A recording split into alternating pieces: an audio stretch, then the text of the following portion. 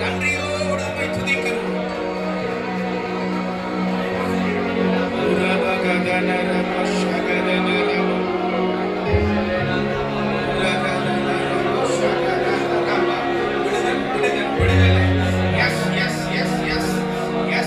நுகங்களை முறித்து கட்டுகளை இருக்கிற கட்டுடைய பிரசன்னம் இறங்கி வந்திருக்கிறது. தேவ ஆலயம் முழுவதும் ஆண்டுடைய வஸ்திர கங்களால் நிறைந்திருந்தது போல தேவ மகிமை ஒவ்வொருவரையும் நிரப்புவதாக. ஊழியக்காரர்களை அக்னி ஜுவாலையாக மாற பண்ணுகிறவர். நன்றியோடு உம்மை துதிக்கிறோம்.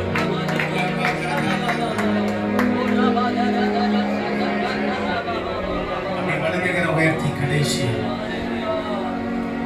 எத்தனை இன்னல்கள் என் வாழ்வில் வந்தால் உம்மை பிரியேனையா.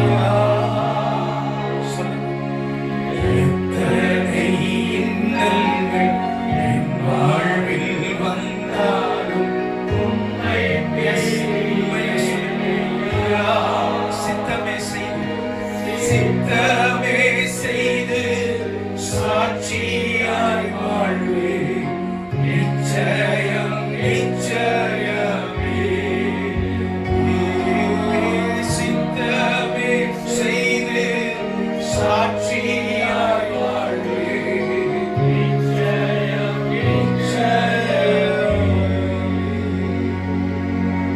பரிசுத்த ஆவியானவரே, உங்கள் திருக்கரத்தில் எங்களை உண்மையுள்ளவர்கள் என்று எண்ணி இந்த பட்டணத்துல இந்த மாவட்டத்துல எத்தனையோ பேர் இருக்கிறப்பா, நான் எங்களை தெரிந்து கொண்டு இப்படி உன்னதமான ஊழியத்திற்கு எங்களை அழைத்து இதுவரைக்கும் எங்களை நடத்தி வந்தவர் நீங்க தான்.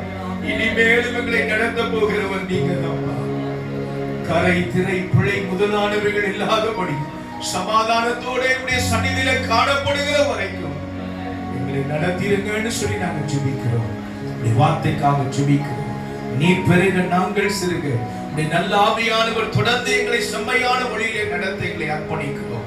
தாசனை மறைத்து வெளிப்படும் அதன் வசனங்களை கேட்டு அதன்படி வாழத்தக்கதான கிருபைகளை எங்களுக்கு தந்து நடத்துவீராக.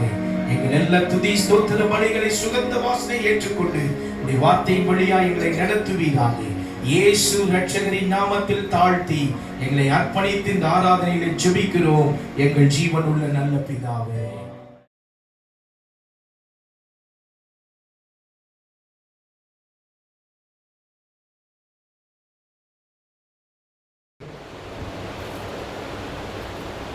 கடந்த 31/8/94 நான் இராணுவத்திலிருந்து முழு நேரமாக ஊழியம் செய்ய வாலண்டியர் ரிட்டையர்மெண்ட் கொடுத்து வந்த நாள். போன வாரம் 31 ஞாயிற்றுக்கிழமை எனக்கு அது ஞாபகம் வந்தது. மூத்த பையன் 2ஆம் கிளாஸ் படிக்கிறான். 1100 ரூபா 3000 ரூபா சேலரி. ஆனால் அது பென்ஷனாக வரும்போது 1500 ரூபா. அதுலேயும் கம்யூட்டேஷன் கொஞ்சம் 45% எடுத்து ஒரு 1000 ரூபா கையில் கிடைக்கும். ஒரு குழந்தை கை குழந்தை, இன்னொரு குழந்தை 1ஆம் கிளாஸ் படிக்குது. ஒரு 2 அட்டைப்பட்டியில் வீட்டு சாமானெல்லாம் போட்டுட்டு கல்கட்டாவிலேருந்து ட்ரெயின் ஏறி ஈரோட்டில் வந்து இறக்கணும். பெரிய வரவேற்பு இருந்தது. ஏன்னா அந்த வரவேற்பு 1 வருஷம்தான் இருந்தது. ஏன்டா நீ எல்லாம் இங்கே வந்தாங்கன்னு கேட்குற மாதிரி ஆகிப்போச்சு. சார் நாம் எப்போ கிளம்பலாம்? அப்போது மனுஷனுடைய உதவியோடு வருகிற காலத்தில் கர்த்தருடைய ஊழியமே ஆனாலும் நிந்தையும் அவமானமும் உண்டு.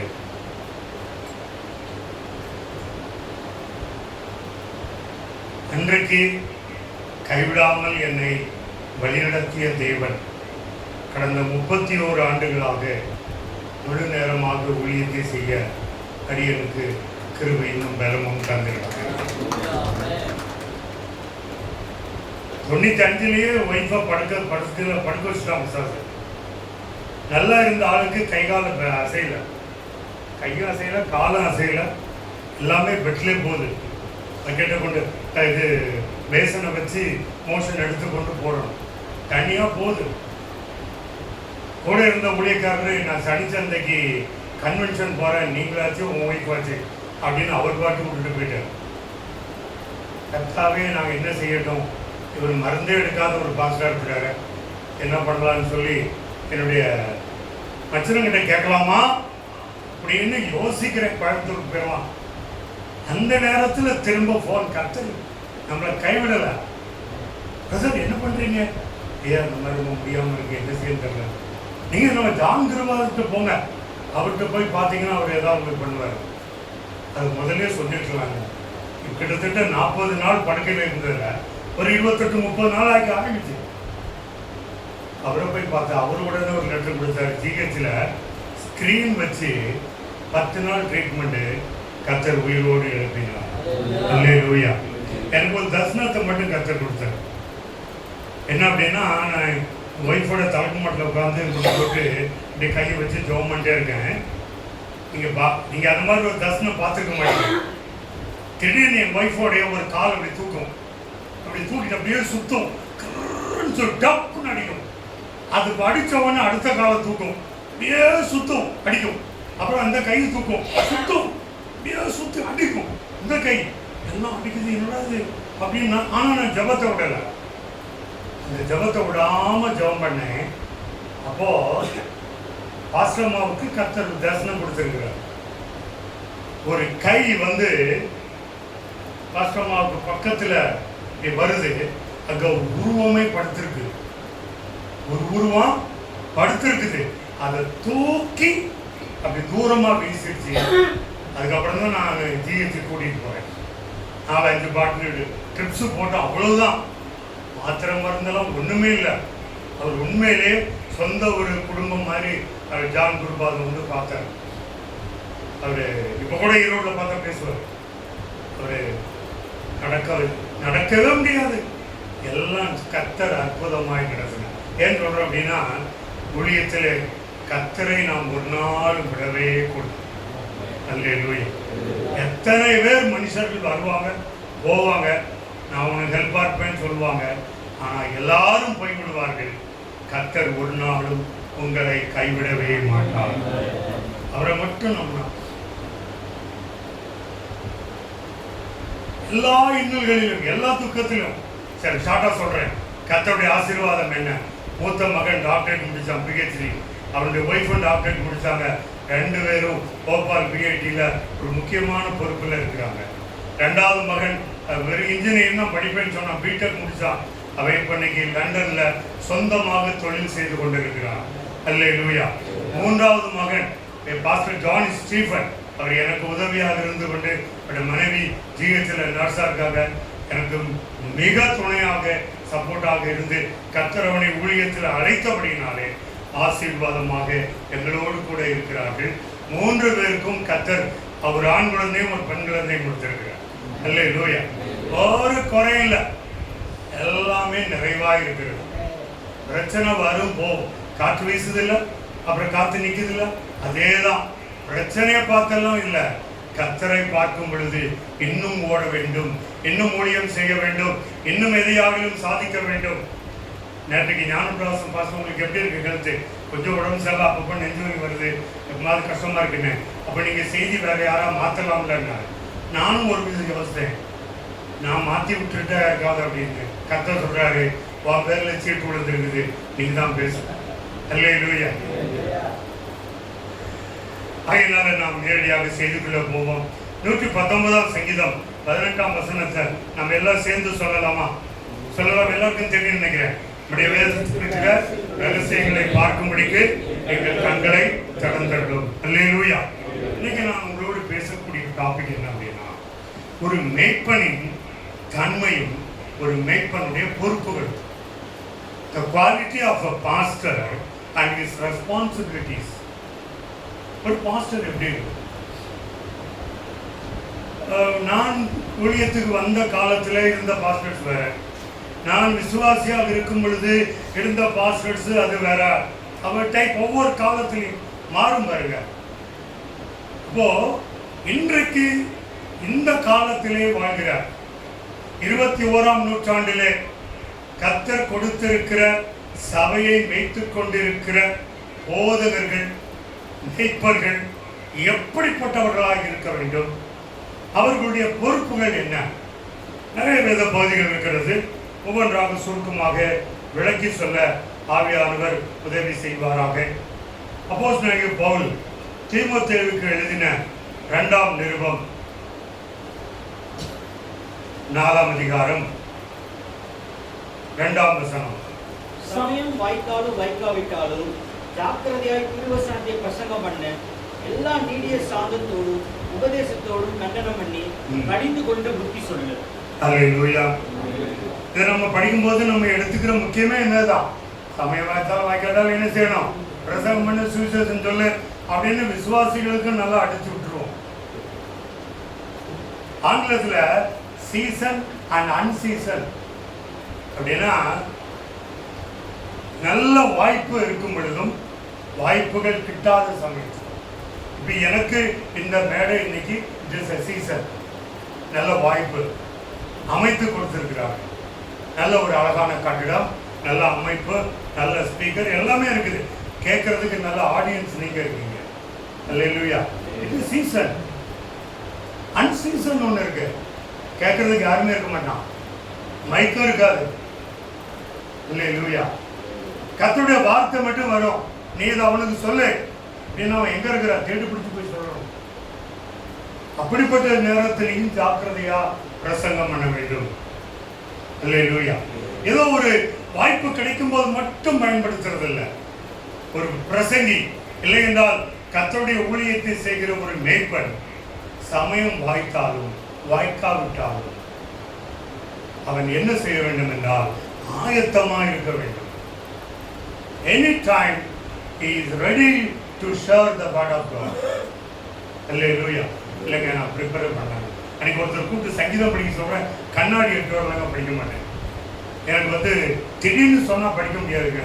அப்போ முன்னோட்டு சொல்லி வச்சாலும் படிக்க முடியுமா? எவ்வளோ பின்னால் இருக்கும் பாருங்க. அல்லேலூயா. நம்ம ஆயத்தமாக இருக்கோம். சமயம் வாய்க்காவிட்டாலும் ஒரு கேப்டன் தீமோத்தேயுன்னு சொல்லி ஒரு ஆர்மியில் ஒரு ஆஃபீஸர் இருந்தார். நான் சொல்றது 1975 அந்த காலம், 80-85.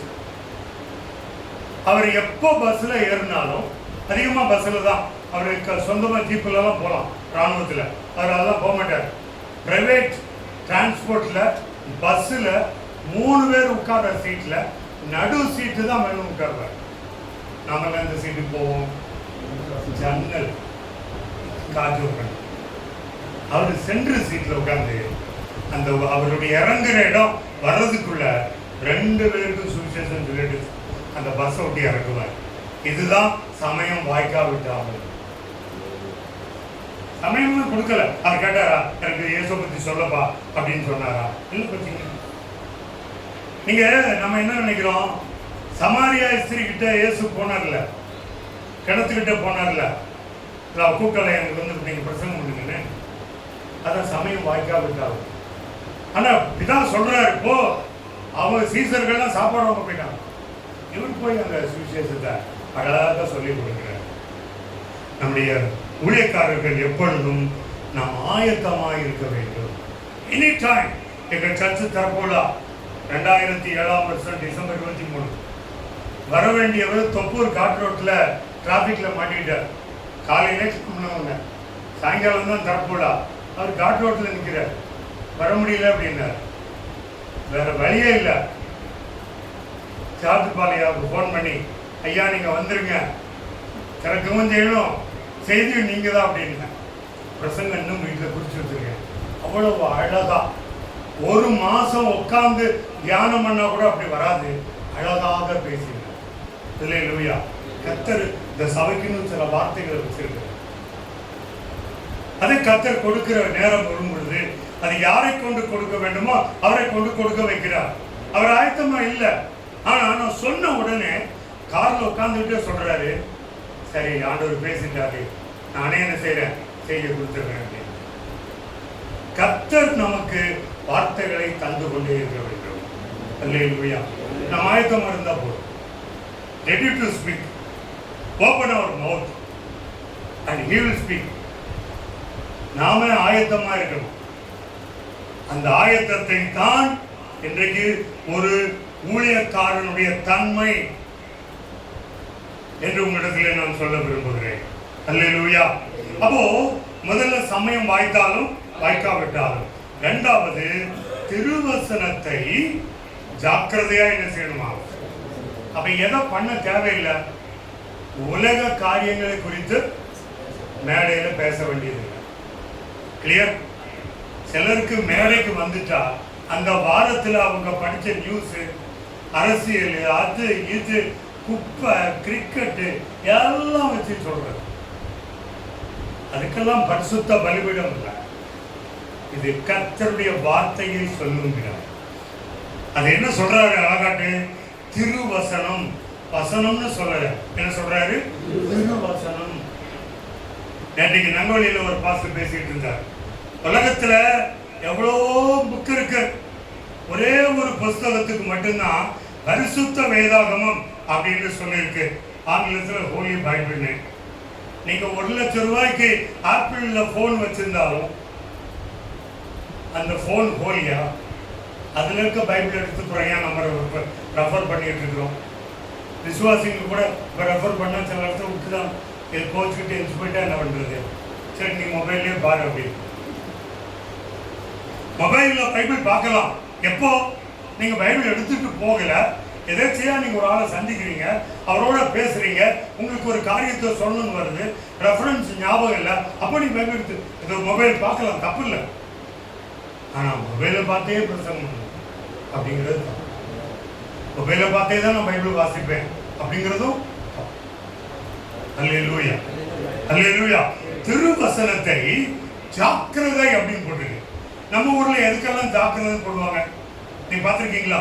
நான் சின்ன வயசுல அடிக்கடி பார்க்கறது உண்டு. எங்க வீட்டை விட்டு வெளியே வந்தோடனே பெரிய டிரான்ஸ்ஃபார்மர் இருக்கும். அதுல ஒரு சிவப்பு கலர்ல ஒரு பெயிண்ட் அடிச்சு ஒரு போர்டு இருக்கும். அந்த போர்டுல ஒரு மண்டை ஓடு போட்டிருப்பான். 2 எலும்பு போட்டு ஒரு மண்டை ஓடு போட்டிருப்பான். ரொம்ப நாளா எனக்கு தெரியாது, சின்ன பிள்ளைங்க தானே, என்னோட மண்டை ஓட போட்டு வச்சிருக்கானுங்க அப்படின்னு. அப்புறம் தான் தெரியுது அது எச்சரிக்கையின் போடு. என்கிட்ட மட்டும் வந்து ஏதாவது வச்சுக்கிட்ட இந்த மாதிரிதான் ஆயிடுவேன் அப்படின்னு அது எச்சரிக்கிறது போடு. என்கிட்ட வச்சுக்காது. ஜாக்கிரதை. சில வீட்டில் போடுவாங்க நாய்கள் ஜாக்கிரதை அப்படின்னா என்ன? அந்த வீட்டில் நாய் வளர்க்குறாங்கன்னா வீட்டில் உள்ளவங்க அப்படின்னு அவன் நல்லவங்க. நாய் வந்து இருக்குது, ஜாக்கிரதையா இரு. இப்ப நம்மளே ஜாக்கிரதையா பிரசங்கம் பண்ண சொல்றேன். பிரசங்க பண்ணுகிற நான் ஆகாதவனாய் போகக்கூடாது. நம்ம படிக்கிறோம் எபிரேயர் 4:12 அது இருபுறமும் கருக்குள்ள பட்டயம். இப்படியும் விட்டோம், இப்படி திருப்பி இப்படி கொஞ்சம் இப்படி ஓகே போய் ரிட்டர்ன் வரும்போது என்ன பண்ணணும்? இங்கேயும் விட்டு ரொம்ப கவனமா இருக்கணும். பேசும் பொழுது எதை பேசுகிறோம்? அந்த பேச்சு ஆவியானவர் சொன்னதா, கர்த்தருடைய வார்த்தையைத்தான் சொல்லுகிறோமா, இல்லை அதை விட்டு வேற எதையாகிலும் சொல்லுகிறோமா? திரும்பவும் சொல்றேன், திருவசனத்தை மாத்திரம் ஜாக்கிரதையாய் கவனமாய், இன்னும் சொல்ல போனா பயபக்தியோடு பிரசங்கம் பண்ணு.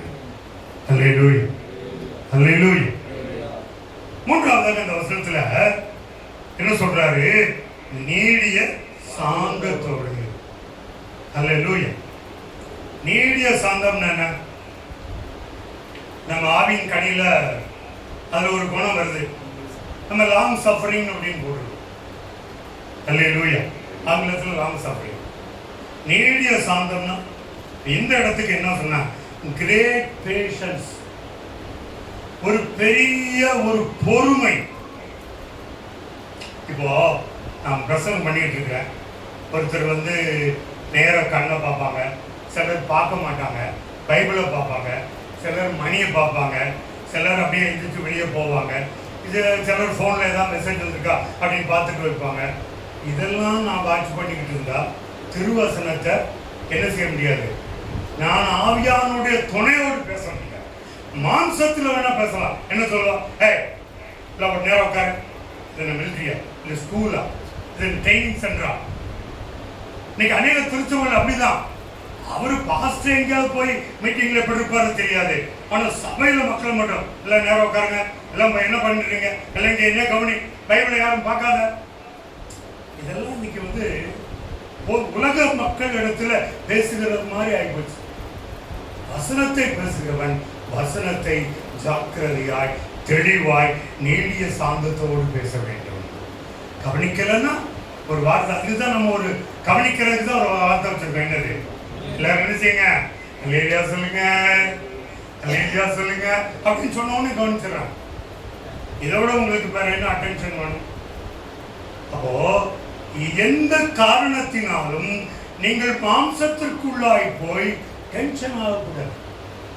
அல்லேலூயா. ஒருவேளை 2 பேரும் எந்திரிச்சு போகலாம். சிலர் யாரும் எந்திரிச்சு போகாதீங்க, இன்னும் 10 நிமிஷத்துல முடிச்சிருவோம். அப்புறம் 1/2 மணி நேரம் பேசுவாரு. 10 நிமிஷத்துக்கு நமக்கு 1/2 மணி நேரம். ஈவத்தைக்கு தான் அப்படியே மேய்ச்சல்ல சொல்லுவாங்க, நீங்க அவங்க கூட நடந்தீங்கன்னா 7 கிலோமீட்டர் கூட்டிட்டு போவாங்க. இதெல்லாம் நான் ரொம்ப அனுபவிச்சுட்டேன். எங்கேயா உங்க வீட்டுக்கு ஈவத்துக்கு தானுங்க, ஈவத்துக்கு தானுங்க, எங்கடா போகுது, ஈவத்துக்கு தாங்க. ஆனா 7 கிலோமீட்டர் கூட்டம் கேட்பா, அதாங்க ஈவத்துக்கு. அல்லேலூயா. 10 நிமிஷம் அதெல்லாம் நீங்க சொல்ல வேண்டாம். மக்கள் போனா போட்டுமே. ஆனா இருக்கிறவங்க கவனம் சென்றதுப்பாங்க. நீங்க சொல்லுங்க என்ன ஆகும்? இருக்கிறவங்க அவங்க எஞ்சி போறாங்களா எல்லாரும் அவங்கள பார்ப்பாங்க. வசனத்தை மட்டும் பொறுமையோடு நீடிய சாந்தத்தோடு. அடுத்தது என்ன போட்டு பாருங்க, உபதேசத்தோடு. சாந்தத்தோடும் செய்யணும். அதுல என்ன இருக்கணும்? உபதேசம். உபதேசம்னா என்ன? டீச்சிங். 2 தீமோத்தேயுல ஒரு அழகான வசனம் இருக்கு பாருங்க. 3ஆம் அதிகாரத்துல 16, 17. இது எல்லா பாஸ்டர்களுக்கும் தெரிஞ்சிருக்க வேண்டிய மிக முக்கியமான வேத பகுதி. வேத வாக்கியங்கள் எல்லாம் தேவ ஆவியினால் அருளப்பட்டிருக்கிறது. தேவனுடைய மனுஷன் தேறினவனாக, அப்படின்னா PhD பட்டம் வாங்கியிருக்கணும். இந்த தேறினவன்னா என்ன அர்த்தம் தெரியுமா? புலமை. இந்த வேத புஸ்தகத்தை அப்படியே இப்படி மேலே கீழே படிச்சு அப்படி பிரிச்சு மேஞ்சு அதுல PhD வாங்கணும். அதான் தேறினவன். எந்த மனுஷனும் தேறினவனாக, எந்த நற்கிரியை செய்ய தகுதி உள்ளவனாக இருக்கும்படி இந்த வேத வசனம் முதலாவது உபதேசிக்கிறது. அல்லேலூயா. 2வது கடிந்து கொள்ளுகிறது. 3வது சீர்திருத்துகிறது.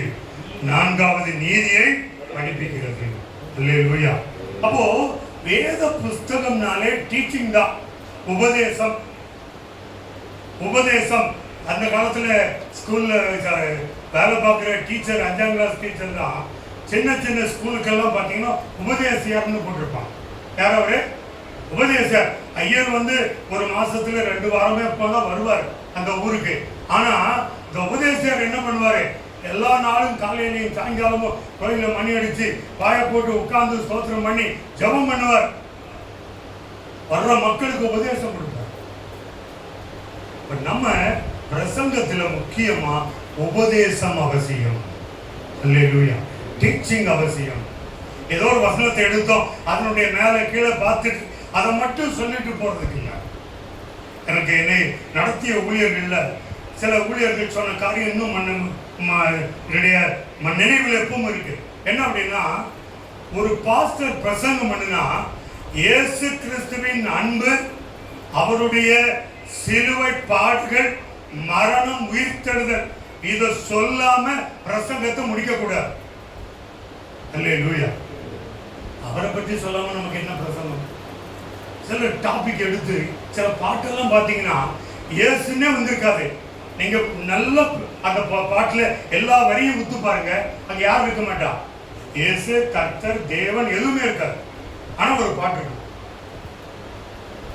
அந்த மாதிரி இன்னைக்கு சில ஊழியர்களுடைய செய்தியும் இயேசு கிறிஸ்துடைய அன்போ, அவருடைய மரணமோ, பாடுகளோ, உயிர்த்தெழுதலோ இல்லாத பிரசங்கங்களாக போய்விடுகிறது. நல்ல ஜோக்கு, ஏதாவது ஒரு கதையை எடுத்து அப்படியே விட்டு அந்த கதையில எல்லாரையும் சிரிக்க சிரிக்க வச்சுட்டு கடைசியா 2 வசனம் மட்டும் சொன்னான். அது எப்படி தெரியுமா இருக்கு? உங்களை சாப்பிட கூப்பிட்டுட்டு இலையெல்லாம் போட்டு கடைசியா ஒரு உருண்டை சோறு கொடுத்தா இருக்கும். அது வரைக்கும் நீங்க பேசிக்கிட்டு தான் இருக்கீங்க, அவங்களை சிரிக்க வச்சுக்கிட்டு இருக்கீங்க. கடைசியா கொஞ்சோண்டு சோறு சாப்பிடுங்கன்னா எப்படி இருக்கும்? அறுசுவை உணவு கொடுத்தா தானே அது விருந்து. கர்த்தருடைய பிள்ளைகளுக்கு ஒரு ஊழியக்காரன் கொடுக்கிறது தான் அறுசுவை உணவு. அதை ரொம்ப ஆழமா ஜபத்தோட கர்த்தருடைய பாதத்தில் இருந்து கொண்டு வந்து கொடுக்க வேண்டும். அப்போ அவர்களுக்கு உபதேசிக்க வேண்டும். நான் 5வது காரியம் பாருங்க, கண்டனம் பண்ணி கடிந்து கொண்டு என்று சொல்லி இருக்கிறது. அல்லேலூயா. அது நம்ம என்ன இருப்போம்? கண்டனம் பண்ணினா என்ன? கண்டம் பண்றதா? காயலாங்கடையில கொண்டு போடுற மாதிரியா? என்ன அதுக்குள்ள அர்த்தம் என்ன? கண்டனம் பண்ணினா நீ நம்ம பிள்ளைகளை வளர்க்கும் சொல்லு, நீ இதை செய்யலைன்னா பார்த்துக்கோ. பாஸ்டர் சொன்னாங்கல்ல, வசனம் சொல்லலைன்னா அடி. அவங்க எல்லாம் பெந்தகோஸ்தே சபையில சிஎஸ்ஐ சபையிலேயே பாலியர் நேசன் ஒரு பத்திரிகை வரும். அதுல டெய்லி ஒரு வசனம் இருக்கும். தினமும் சொன்னாதான் ராத்திரி சாப்பாடு. ஞாயிற்றுக்கிழமை 7 நாள் வசனம்னு சொல்லணும். இல்லைன்னா சிரட்டையில உப்பள்ளி போட்டு அதுல முட்டி போட்டு வெயில நிக்கணும். அப்படி கடினமா சொல்லி கொடுத்ததுனாலதான் இன்னைக்கும் நிறைய வசனங்கள் அந்த ரெஃபரன்ஸ் சொன்ன உடனே ஞாபகம் வந்துடும். இங்கதான் இருக்கு இந்த வசனம் தான். அப்போ கண்டனம் பண்ண வேண்டும். இன்னைக்கு நாம யாராவது கண்டனம் பண்றோமா? நாம என்ன சொல்லுவோம்? நீ நரகத்துக்கு போய் விடுவாய். இதை சொல்றதுக்காக ஊழியக்காரர் இல்லை. அல்லேலூயா. வசனத்தின்படி அவர்களுக்கு எச்சரிக்கை கொடுக்க வேண்டும். இதை செய்தால் உனக்கு மேன்மை உண்டு. அல்லேலூயா. இதை செய்யாமல் போனால் நீ மேன்மையை இழந்து போவாய். நரகம்ங்கிற வார்த்தையும் எடுக்கலாம். ஆனா அது இப்படி சொல்லலாம்ல, கர்த்தருடைய வருகைக்கு காத்திரு, பயபக்தியா இரு, நீ கர்த்தருடைய வருகையில போக வேண்டும், நீ ஏன் நரகத்துக்கு போகணும் அப்படின்னு சொல்ல தேவையில்லையே. சொல்ற வார்த்தையிலேயே அந்த பிள்ளைகளுக்கு எச்சரிக்கை உணர வேண்டும். எச்சரிக்கை பண்ணி கண்டனம் பண்ணி கடிந்து கொண்டு அவர்களுக்கு உபதேசம் பண்ணு. ஏன் அப்படின்னா அடுத்த தலைப்பு என்ன? ஏன்ங்கிறதுக்கு ஒரு சில காரணங்கள் இருக்கிறது. அடுத்த வசனத்துல பாருங்க, அதே 4ஆம் அதிகாரம் 3ஆம் வசனம் பாருங்க. ஏனென்றால் அவர்கள் ஆரோக்கியமான உபதேசத்தை பொறுக்க மனதில்லாமல் இனி உள்ள காலங்களில், இன்னும் சொல்ல போனா இன்றைக்கு நாம் வாழ்கிற இந்த காலத்தில் மக்களுக்கு என்ன உபதேசம் வேண்டாம்? ஆரோக்கியமான உபதேசத்தை பொறுத்து கொள்ள மனதில்லை. அப்படி ஜாலியா இருக்குதா? அப்படி ஆக்ஷன் போட்டு அப்படி இப்படி பண்ணி அப்படின்னா பிடிக்குது. வசனமா சொன்னா பிடிக்க மாட்டேன். அப்படிப்பட்ட காலம்தான். அன்றைக்கு 1ஆம் நூற்றாண்டிலிருந்து இன்றைக்கு வரைக்குமே மக்கள் அப்படித்தான் இருக்கிறார்கள். ஆரோக்கியமான, தெளிவான, தேவையான நல்ல சத்தியத்தை அவர்களுக்கு பொறுத்து கொள்ள மனதில்லாமல் இருக்கிறார்கள். இரண்டாவது என்ன? எப்படி இருக்காங்களா? செவித்தினம் உள்ளவர்களாகி. செவித்தினம்னா என்ன? நம்ம எப்ப பாரு இப்ப சாப்பிடணும்னு சொல்லுவோம்ல, ரொம்ப பசிக்குங்க, ஏதாவது நல்லதா அப்படின்னு சாப்பிட்டா பரவாயில்ல அப்படின்னு சிலருக்கு தோணும். சிலருக்கு நல்ல ஒரு பாட்டு கேட்டா பரவாயில்ல அப்படின்னு. செவித்தினம்னா செவிக்கான இச்சை. என்னது அது? இட்ஸ் a kind of இச்சை. செவி என்ன செய்யுமா? வார்த்தைகளை ருசிச்சறியும். எப்படி நாக்கு உணவை ருசிச்சறியுதோ, செவி வார்த்தைகளை டேஸ்ட் பண்ணுதா. அது என்ன சொல்லும்?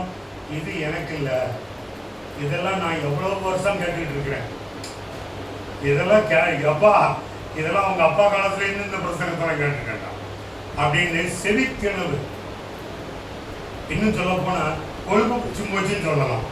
கொழுப்பு பிடிச்ச காது என்னதான் சொன்னாலும் கவனிக்கவே மாட்டான்.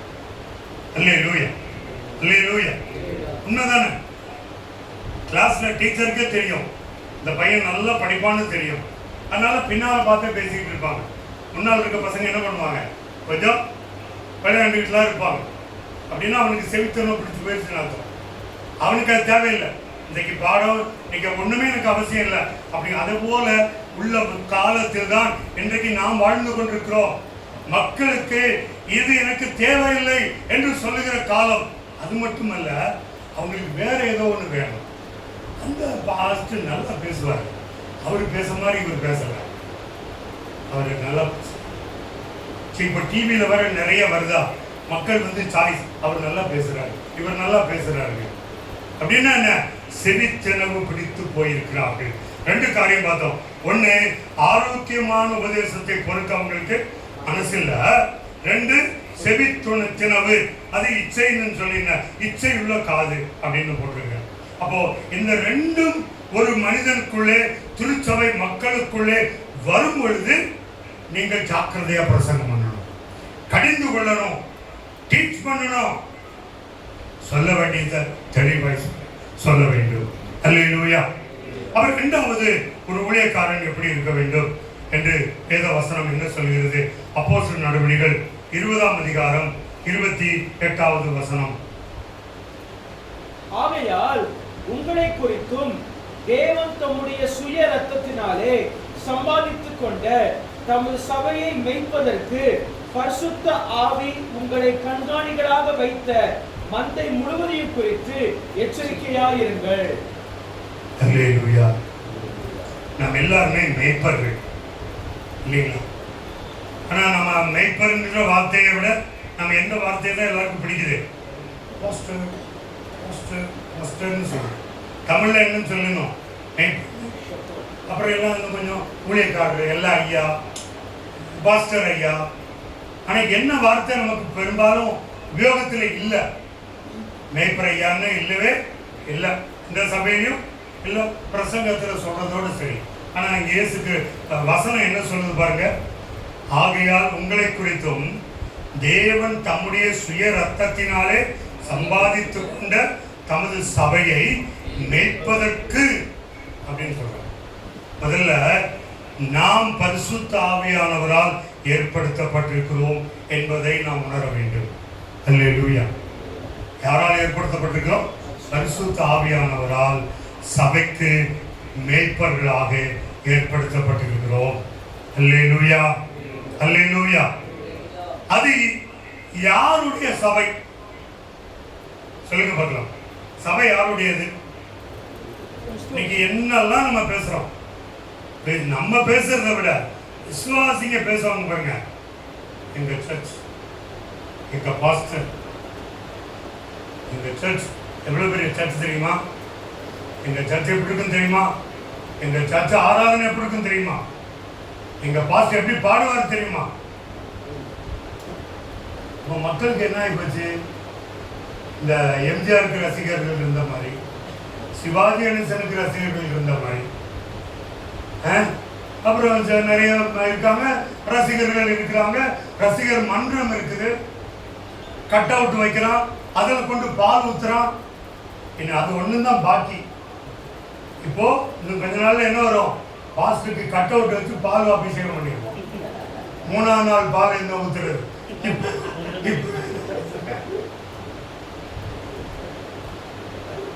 ரசிகர் மக்களுக்கு சொல்லிக் கொடுக்கணும், இது இயேசு ரத்தத்தால சிந்தி கரையம் கொடுத்து உருவாக்கின சபை. அல்லேலூயா. அப்படித்தானே போட்டிருக்கு. தேவன், இந்த வசனத்தை படிங்க.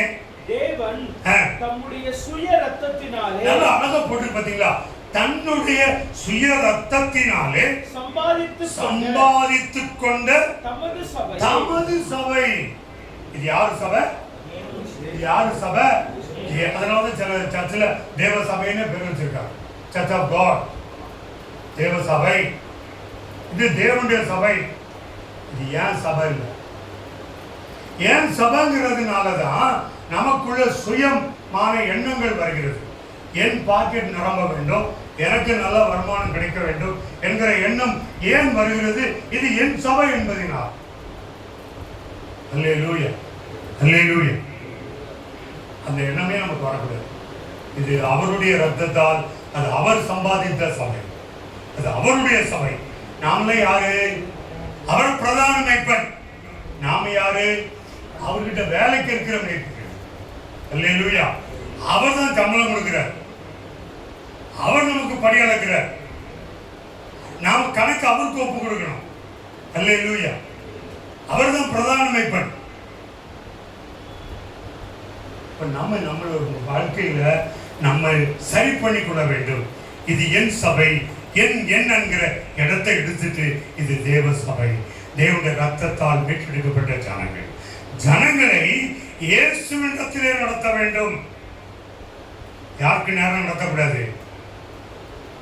பாஸ்டருக்கு நேரம் நடத்தக்கூடாது. பாஸ்டருக்கு ரசிகர்கள் கூட்டத்தை உருவாக்கக்கூடாது. கர்த்தருக்காக எழும்பி நிற்கிற கூட்டத்தை உருவாக்க வேண்டும். அல்லேலூயா, அல்லேலூயா. அந்த வசனத்தை தொடர்ந்து படிங்க. என்ன செய்து? கவனமாயின்னு ஒரு வார்த்தை இருக்கும். தம்முடைய சுய ரத்தத்தினாலே சம்பாதித்துக் கொண்ட தமது சபையை மேய்ப்பதற்கு பரிசுத்த ஆவி உங்களை கண்காணிகளாக வைத்த மந்தை முழுவதையும் குறித்து எச்சரிக்கையாயிருங்கள். நீங்கள் எச்சரிக்கையாயிருங்கள். உங்களை வேலைக்கு வச்சிருக்கிறாரே, நீங்கள் கவனமா அந்த ஆடுகளை மேய்க்க வேண்டும் என்று கர்த்தர் சொல்லுகிறார். அல்லேலூயா. ஒவ்வொரு பகுதிக்குள்ள வேத வசனத்துக்கு நான் ஒய் அப்படின்னு ஒண்ணு போட்டிருக்கேன். இதுக்கும் ஒய் ஏன் அப்படின்னா நம்ம அந்த கேள்வியில தான் பதில் வருது. 29ஆம் வசனம் பாருங்க, அதோட பதில் இருக்கு பாருங்க. நான் போன பின்பு மந்தையை தப்ப விடாத கொடிதான ஓநாய்கள் உங்களுக்குள்ளே வரும். அல்லேலூயா. நான் போயிடுவேன். மந்தையை தப்ப விடாதுன்னா மந்தையை கீறி போடுகிற, மந்தையை கொன்று போடுகிற அந்த ஓநாய்கள் உங்களுக்குள்ளே வரும். ஓநாய்கள் வரும். நம்ம எப்போ ஓநாயை பத்தி கவலைப்பட்டிருக்கோம்? நமக்கு ஆடு வந்தா போதும், பால் கறந்தா போதும், தசம்பா கொடுத்தா போதும், காணிக்க போட்டா போதும். திரும்பினா காணிக்க, உட்கார்ந்தா காணிக்க, நின்னா காணிக்க, சோத்திர காணிக்க, வீடு சந்திச்சா காணிக்க, கல்யாணம் பண்ண உடனே காணிக்க, 40 நாள் ஜோம் பண்ணிட்டு வந்து அதுக்கு காணிக்க, கடலை தோட்டத்துக்கு வந்து அன்னைக்கு ஒரு ஐயர் எங்க அண்ணன் இறந்து வந்து பெட்டிக்கு ஜோம் பண்ணிட்டு போறார். அவர் என்னைய கூப்பிடுறார். அது யார்? அது வீட்டில் இருக்கவங்க ஆட்டோவில் வந்திருக்கிறாரு, அவருக்கு ஒரு 10 ரூபா கொடுக்கணும். அன்னைக்கு 10 ரூபாங்க, இன்னைக்கு 500 ரூபாய் கணக்கு. 91வது வருஷம் ஏன் போட்டுட்டு தான் போறது. இன்னைக்கு காசை போட்டுட்டு நான் பெட்டிக்கிட்ட நின்று பெட்டியை தூக்கி வண்டியில ஏற்றுவேன்னா, நான் சில்லறையை மாத்திக்கிட்டு அவர் எங்க நிற்கிறாருன்னு போய் அவரை போய் பக்கத்துல போய் கேட்கிறாங்க, ஐயா கூப்பிட்டீங்களான்னு. என்ன ஆட்டோவுக்கு காசு கொடுக்கணும். இன்னைக்கு நாட்கள்ல அவங்களுக்கெல்லாம் குறைஞ்சது 70,000 1 லட்சம் ரூபாய் கொஞ்சம் சம்பளம். ஆனா எதுக்கு வந்து நிக்கிறாங்க? அப்போ ஓனாய் எங்க இருக்குது? பக்கத்திலே தான், கூடவே தான் இருக்குது. நம்ம கிட்ட கூட இருக்கலாம். அல்லேலூயா. மந்தையை மேய்க்கிறவங்கிட்ட தானே அது அதிகமா ஓட்டு. நாம தானே அதுக்கு ஃபீடிங் பண்ணணும். அதை நேரம் பார்த்து அது எந்த இடத்துல புல் இருக்குன்னு கொண்டு போகணும், எந்த மரத்தினுடைய தலையை அதுக்கு கொடுத்தா அது நல்ல பால் கறக்கும் அப்படின்னு தெரிஞ்சிருக்கணும் எனக்கு. அதை எப்போ அது தண்ணியை குளிக்க வைக்கணும், எப்போ அதை கரையில கொண்டு சேர்க்கணும், எப்போ அதை ஓய்வெடுக்க வைக்கணும், இதெல்லாம் எனக்கு தெரிஞ்சிருக்கணும். நான் தானே மேய்ப்பன். எத்தனை பேர் இதில் ஆடு மேய்ச்சிருக்கீங்க? பார்த்தீங்களா? ஆடு மேய்க்க வைக்கிறீங்களான்னு கேட்காதீங்க. 1 2 கத்திரிக்கு தோசை 3 4.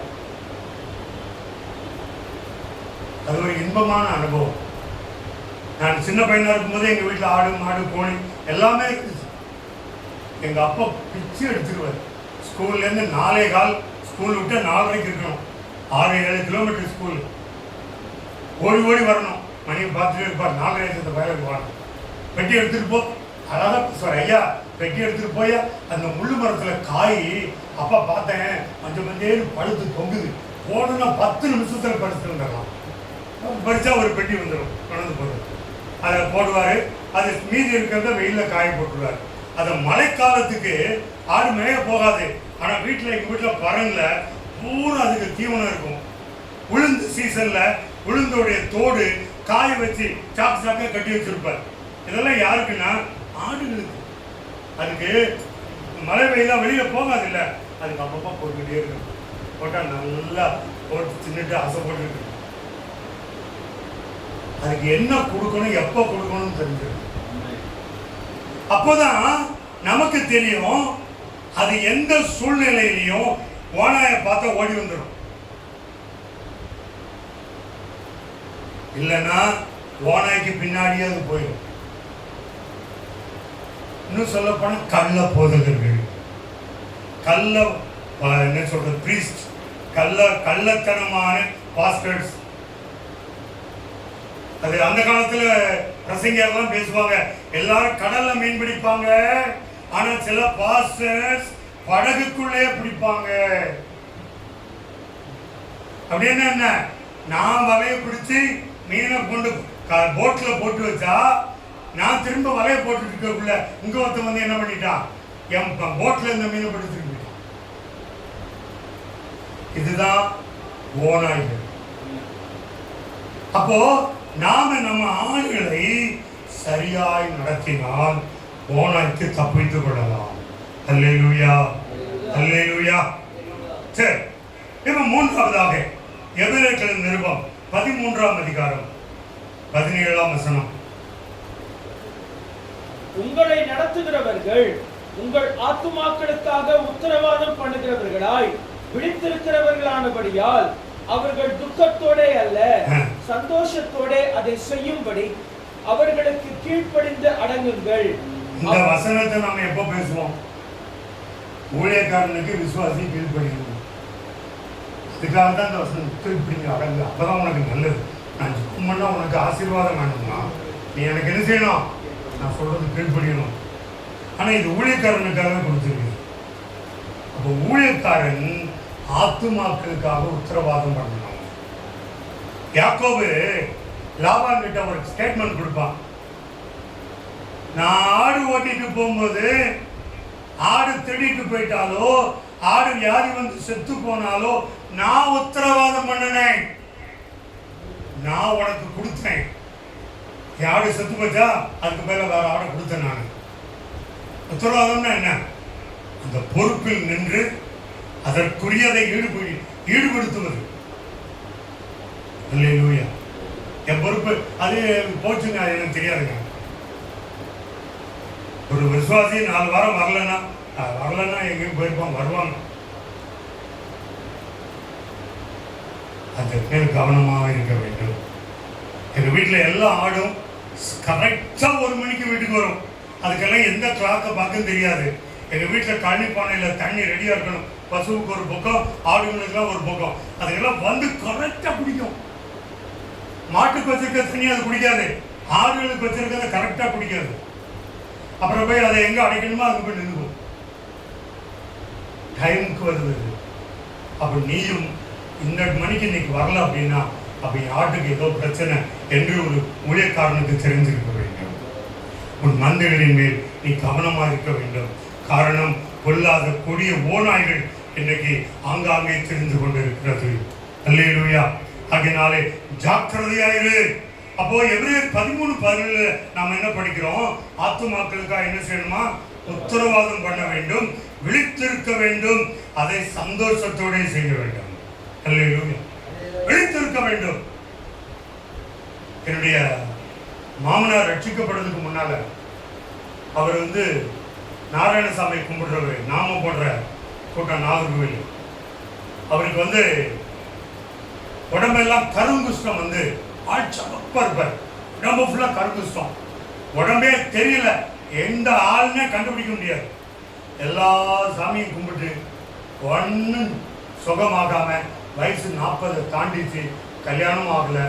எல்லாருக்கும் கல்யாணம் ஆகி எல்லாரும் நல்லா இருக்காங்க. என்னுடைய மாமனாரை எல்லாரும் கைவிட்டுட்டாங்க. நீ எங்க வராதரா, வீட்டிலே இருறான்னு சொல்லிட்டாங்க. ஒரு நாள் அவருக்கு தோணி இருக்கு, இனிமேல் நான் ஏன் வாழணும், நான் சாகலை, அப்ப நான் கன்னியாகுமரி கடல்ல விழுந்து சாகுறேன் அப்படின்னு நாகர்கோவிலிருந்து நடந்தே போறேன்.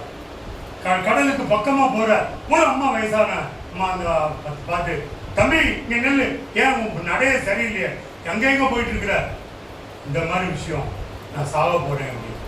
அந்த அம்மா இந்து, கிறிஸ்தவர் கூட கிடையாது, விசுவாசியும் கிடையாது. சொல்லியிருக்கு, எங்க வீட்டு பக்கத்துல ஒரு சர்ச் இருக்குப்பா, அங்கே ஒரு பாஸ்டரும் பாஸ்டரமா இருக்காங்க, எப்ப ஜெபம் பண்ணிக்கிட்டே இருப்பாங்க, கேட்க நல்லா இருக்குல்ல? எப்பவும் ஜெபம் பண்ணிட்டே இருப்பாங்க. நீ மட்டும் அங்கே வந்தன்னா சுகமாகும். சுகமாகனா வேணா தன் போய் நீ கடலில் விழுந்துருக்கு செத்து போ. சரி அப்படின்ட்டு சரி இதையும் பார்த்துருவோமே அப்படின்னு வந்தார். முதல் நாள் ஜெபம் பண்ணுறாங்க, 2வது நாள் ஜெபம் பண்ணுறாங்க, எந்த மாற்றமும் இல்லை. 39வது நாளும் ஜெபம் நடக்குது, எந்த மாற்றமும் இல்லை. அவருக்கு 3 வேளை சாப்பாடு கொடுக்குறாங்க, கவனிக்கிறாங்க, படுக்க இடம்லாம் கொடுக்குறாங்க. ஆனால் பகல்ல எல்லாம் ஜெபம்.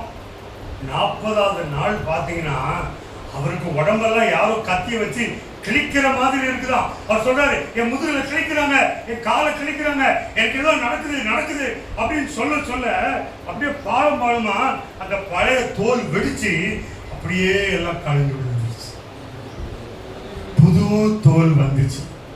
புதிய வாலிபனாக செக்க செவர்னு ஆயிட்டார். அல்லேலூயா. என்ன பண்ணாங்க? உத்தரவாதம் பண்ணினாங்க. விழித்திருந்து இது எனக்கு கொடுத்திருக்கிற ஆத்மா, கர்த்தர் எனக்கு கொடுத்திருக்கிறார். அவர் அதுக்கு பிறகு அந்த சர்ச்சுக்கு போகல. ஏன்னா அது கன்னியாகுமரியில் இருக்கு, இவர் வீடு நாகர்கோவில்ல இருக்கிறார். நாமனா என்ன பண்ணுவோம்? பஸ்ஸை பிடிச்சி இங்கே வந்து நான் தானே உனக்கு சர்டிஃபிகேட் பண்ணு, நான் தானே உனக்கு ஜெபம் பண்ணி சுகமாச்சு, நீ எங்க சபைக்கு வா, பஸ் ஃபேர்னாலும் தாரேன், எங்க சர்ச்சுக்கு வாணி. நான் ஆரம்பத்தில் மேட்டுக்கு வந்த புதுசுல சிலர் பஸ்ல பார்ப்பேன், எங்க போயிட்டு வரீங்கம்மா சர்ச்சுக்கு? நாங்க சேலத்துல போய் ஆராதனைக்கு போயிட்டு வரோம். நீங்க எங்க போயிட்டு வரீங்க? நாங்க தர்மபுரிக்கு போறோம். ஏன் போறீங்க? எங்க சபை அங்கதான் இருக்கு. மேட்டூர்ல அந்த காலத்திலேயே 10-12 சபை இருக்குது. ஆனா அவங்க சொல்றது எங்க சபை எங்க இருக்குது? இப்படியெல்லாம் போகக்கூடாது. இல்லையா சொல்லுங்க. அப்படின்னா நான் ராணுவத்துக்கு போயிட்டு வார ஆராதனைக்கு திருநெல்வேலிக்கு போவோம், வண்ணார்பேட்டைக்கு, அப்படியே வர முடியும்? இல்லையா சொல்லுங்க. உத்தரவாதம் பண்ணினார்கள். அன்னைக்கு கர்த்தர் கொடுத்திருக்கிறார், இதுக்காக ஜெபம் பண்ணணும், சுகமாகுங்கிற நம்பிக்கை. 40 நாள் சுகமாச்சு. அப்ப அவங்களே சொல்றான், நீ கிளம்பி போ, உங்க அப்பா அம்மாலாம் போய் பாரு, சொந்தக்காரங்களை பாரு, ஊருக்கு போ அப்படின்னு அனுப்பிச்சு விட்டாங்க. அதுதான் வேலை. அல்லேலூயா. அதுதான் கர்த்தருடைய சிந்தை. போறாங்க. அதுக்கப்புறம் தான் கல்யாணம் பண்ணாரு. 7 பிள்ளைகள் பிறந்தாங்க.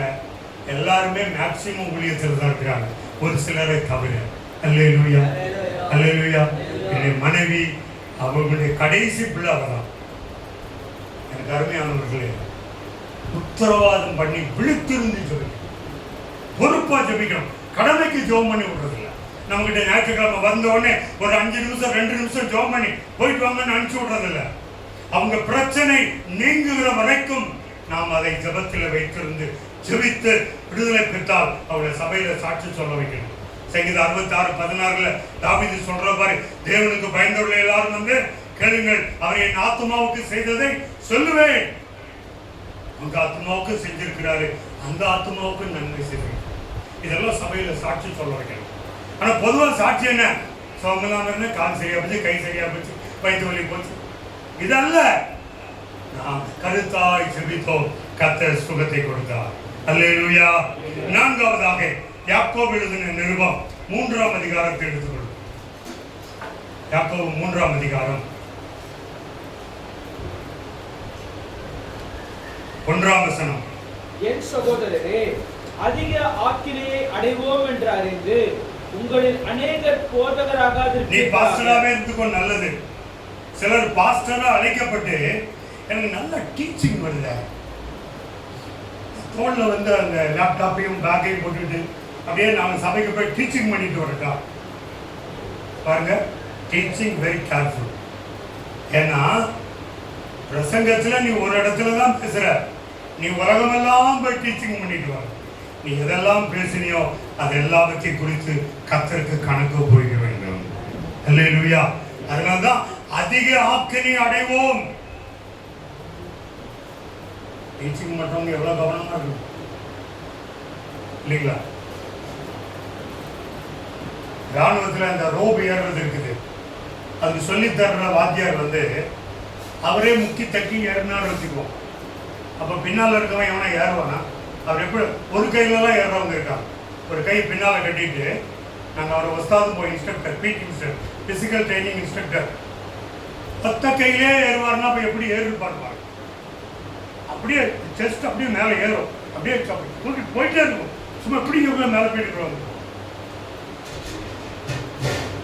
அதுதான் நாம அவங்களுக்கு சொல்லிக் கொடுக்கிறவங்க, அதில் நாம் ரொம்ப கவனமாக அதற்கு நாம் தகுதி உள்ளவர்களாக இருக்க வேண்டும். அதில் நான் முதல்ல சொன்ன மாதிரி 2 தீமோத்தேயு 3:16-17 படித்தோமே, தேறினவர்களாக இருக்க வேண்டும்.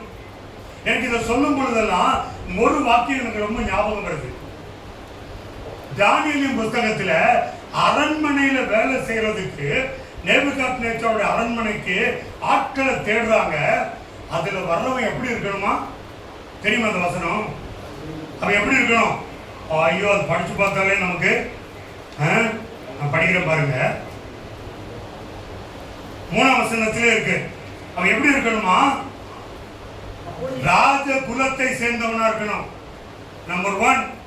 நம்பர் 2, துறை மக்களா இருக்கணும். எந்த மாசும் உடம்புல ஒரு சின்ன காயம் தழும்பு கூட இருக்கக்கூடாது. அப்புறம் அழகா இருக்கணும். சகல ஞானத்திலும் தேறி இருக்கணும். அப்புறம் அறிவில் சிறந்தவர்கள், கல்வியில் நிபுணர். அப்புறம் அரண்மனையில சேவிக்கிறதுக்கு திறமை. இல்லையா? அப்ப நாம எந்த ராஜா கிட்ட சேவிக்கிறோம்? ராஜாதி ராஜா, கர்த்தாதி கர்த்தா, ஆதி மந்தமானவர், சர்வ வல்லமை உள்ளவர். அல்லேலூயா. அப்ப அவர்கிட்ட சேவிக்கிற நாம இதுல இருக்கிற எதுவும் குறையக்கூடாது. இதை விட இன்னும் அதிகமா இருக்கணும். அல்லேலூயா, அல்லேலூயா. ஒரு வருஷத்துல ஒரு முறை கூட ஆதியாகமத்திலிருந்து வெளிப்படுத்தல் வரைக்கும் படிச்சு முடிக்கல அப்படின்னா அது எவ்வளவு தர்ம சங்கடம். அதை திரும்ப திரும்ப படிக்கலாமே. ஒரு டாக்டர் எப்போ படிக்கிறார், 75 படிச்சிருக்கலாம் வச்சுக்கோம், இல்லை 80ஆம் வருஷத்துல ஒரு 5 வருஷம் படிச்சார். இன்னைக்கும் அவர் படிக்கலன்னா today is unfit for a medicine. அவர் மருத்துவருக்கு அவர் தகுதி இல்லாதவர். ஏன்னா நேற்றைக்கு ராத்திரி ஒரு மெடிசன் ரிலீஸ் ஆயிருக்கும், இந்த மருந்து தடை செய்யப்பட்டிருக்கிறது, இதை கொடுக்க கூடாதுன்னு அந்த டாக்டருக்கு அப்பவே தெரிஞ்சுக்கணும். நீங்கள் நானும் தேவ சமூகத்திலே அனுதினமும் காத்திருந்தால் எதை பேச வேண்டும், பேசக்கூடாது என்று கர்த்தர் போதித்துக் கொண்டே இருப்பார்.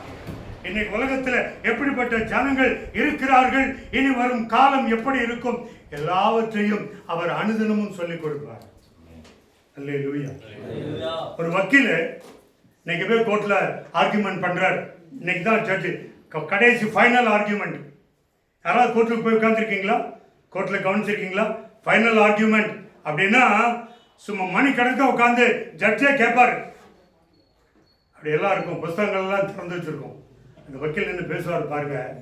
1968 அலகாபாத்தில் இதே போன்ற ஒரு குற்றத்திற்கு என்ன தண்டனை கொடுக்கப்பட்டிருக்கிறது ஐயா அவர்கள் சமூகத்திலே, அதை நான் பிளாக் செய்து வைத்திருக்கிறேன், இப்பொழுது உங்கள் பார்வைக்கு அப்படின்னு எடுத்து வைக்கணும்.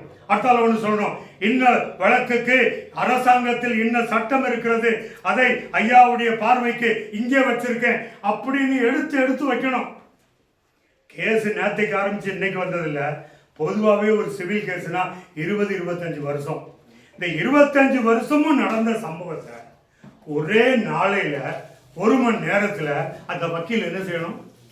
ஜட்ஜு முன்னால சொல்லணுமானா அவருக்கு என்ன இருக்கணும்? நேற்றைய வரைக்கும் தீர்ப்பு சொன்ன எல்லா கோர்ட்டு தீர்ப்பும் அவருக்கு தெரிஞ்சிடும். இந்த வக்கீல் ஹவுஸ் போனீங்கன்னா இவ்வளவு பெரிய புக்கா இருக்கும். அதெல்லாம் என்ன தெரியும் உங்களுக்கு? இந்தியா முழுவதும் இருக்கக்கூடிய நீதிமன்றங்களின் தீர்ப்புகள் தான் வரும். ஒரு வருஷத்துக்கு 4 வரும். அப்படி அதை பயன் பண்ணி வச்சிருப்பாங்க. நமக்கு இந்த பைபிளை படிக்கிறதுக்கே இவ்வளவு கஷ்டமா இருக்கு. அவங்க அதையும் படிக்கிறாங்க. படிக்கலன்னா அவங்க வைக்கல தொழில் செய்ய முடியாது.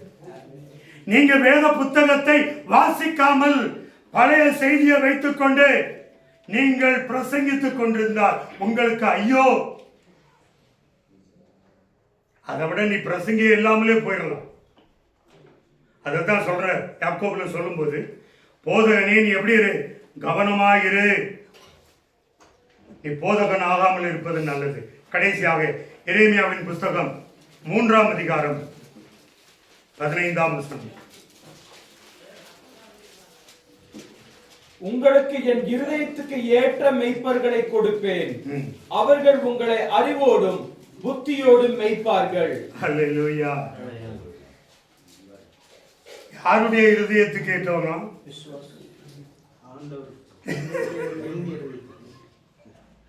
அல்லேலூயா, அல்லேலூயா. உங்களுக்கு என் இருதயத்துக்கு ஏற்ற மெய்ப்பர்களை, கர்த்தருடைய இருதயம். நிறைய நேரங்கள்ல நம்ம படிக்கும்போது அந்த எண்ணு போட்டு கிடத்துல கர்த்தர்னே படிச்சு கொடுக்கணும் சபை மக்களுக்கு.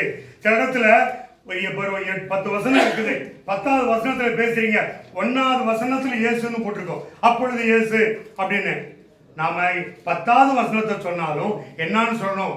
இயேசு சொல்கிறார், இயேசு சொல்கிறதாவது அல்லேலூயா அப்படின்னு சொல்லணும். இல்லைன்னா மக்களுக்கு டைவர்ஷன் ஆயிடுவாங்க. பாஸ்டர் தான் சொல்றாரு, மக்களுக்கு சொல்லிக் கொடுக்கணும். பாருங்க இந்த வசனத்துல என் அப்படின்னா கர்த்தர் சொல்லுகிறார், என் இருதயத்துக்கு ஏற்ற மெய்ப்பர்களை கொடுப்பேன். அப்ப நாம யாருக்கு ஏற்றவங்களா இருக்கணும்? இந்த மெய்ப்பன் யாருக்கு ஏற்றவங்களா இருக்கணும்? கர்த்தருக்கு ஏற்ற மெய்ப்பனாக இருக்க வேண்டும். கர்த்தருடைய இருதயத்துக்கு ஏற்ற மெய்ப்பனாக இருக்க வேண்டும். நான் ஒரு செய்தியை பேசி முடிச்சுட்டு ஒரு முட்டி போட்டு ஆண்டவரே நன்றின்னு சொல்லும்போது ஆண்டவருடைய நாமம் மகிமைப்படணும். ஆண்டவர் அங்கேயிருந்து சொல்லணும், என் மகன் நீ நல்லா சொல்லிட்ட, சொல்ல வேண்டியதை தெளிவா சொல்லிட்ட என்று கர்த்தர் சொல்ல. அல்லேலூயா, அல்லேலூயா. நமக்கு அந்த திருப்தி வரணும். அந்த திருப்தி வராம பிரசங்கத்தை முடிக்க கூடாது. ஒருவேளை நீங்க பிரசங்கம் பண்ண குறிப்பு 40 நிமிஷத்துக்கு இருக்கு, 30 நிமிஷத்துல முடியுது அப்படின்னா 30ல முடிச்சிருங்க. அதான் பிரசங்க வல்லுநர்கள் சிடி படிச்சு நான் தான் சொல்றேன். நீ 1 மணி நேரத்துக்குன்னு சொல்லி 40 நிமிஷத்துல முடிகிற பிரசங்கத்தை நீ அடுத்த 20 நிமிஷத்துக்கு எதையாவது கதையை சொல்லி நீ நேரத்தை போக்குனா நீ பிரசங்கத்தை பாழ்படுத்திட்ட. என்னுடைய போக்கஸ, என்னுடைய சத்தியத்தை, நான் சொன்னதெல்லாம் நீ பாழ்படுத்துறேன்னு சொல்ற. அல்லேலூயா. நம்ம அப்படி பண்றது வாய்ப்புல டைம் இருக்கா? சார் அப்போ ஒரு பாட்டு பாடலாமே. அப்புறம் வேற என்ன? அவ்வளவுதான். பிரியாணி நல்ல ப்ரிப்பரேஷன் வந்துச்சு. பாய் என்ன சொல்றாரு? மூடி போட்டு தம் போட்டு முடிஞ்சு போச்சு. இல்லைங்க ஏதாவது ஊற்று, நோ சான்ஸ், இனிமே எதுவுமே இல்லை, எல்லாரும் இலையை போட சொல்லு, இந்தா கொண்டு போய் பரிமாறு, முடிஞ்சது. நீங்க நல்ல ஒரு சத்தியத்தை கொடுத்துட்டீங்கன்னு உங்களுக்கு திருப்தி வந்தா ஜபத்துல கொண்டு வந்து ஆமைன்னு போட்டுருங்க. என்ன தப்பா நினைப்பாங்களே சீக்கிரம் முடிச்சிட்டாருன்னு. அதுதான் நல்ல பிரசங்கம். பாஸ்டர் இன்னைக்கு ரொம்ப நேரமா பேசிட்டீங்க அப்படின்னா நீங்க பெரிய பிளேடா போட்டீங்கன்னு. அல்லேலூயா. நம்ம எதை கேட்கறது நல்லது? என்ன பாஸ்டர் அதுக்குள்ள முடிச்சிட்டீங்க அப்படின்னு சொல்லணும். அல்லேலூயா. அதான் கருத்து. ஆகையினாலே கர்த்தருடைய இருதயத்துக்கு ஏற்ற மேய்ப்பனாகிறது. அப்புறம் அறிவோடும் புத்தியோடும் நடந்து கொள்ள வேண்டுமா? அப்படிதானே? எரேமியா 3:15 தானே?